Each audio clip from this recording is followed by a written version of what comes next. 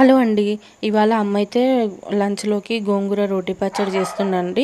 ఇది ప్రిపేర్ చేయడం కూడా చాలా సింపుల్‌గా అయిపోతుంది. టేస్ట్ కూడా చాలా బాగుంటుంది. ఇదేం లేదు, కొంచెం ఆయిల్ వేసుకొని అందులో పసుపు వేసేసుకోవాలి. ఇంకా గోంగూర, ఇంకా పచ్చిమిరపకాయలు, టమాటా, కొంచెం సాల్ట్ వేసి బాగా దగ్గరికి ఉడికించుకోవాలి. అందులోనే చింతపండు కొంచెం పులుపుకి సరిపడా వేసేసుకొని, ఇంకా ఉడికిన తర్వాత కారం వేసేసుకొని దింపేసుకొని పప్పు గుత్తితో ఎనిపితే బాగుంటుంది యాక్చువల్గా. ఇంకా మాకు కొంచెం టైం లేదని చెప్పి మేము కొంచెం బరకగా మిక్సీ అయితే పట్టేసాము.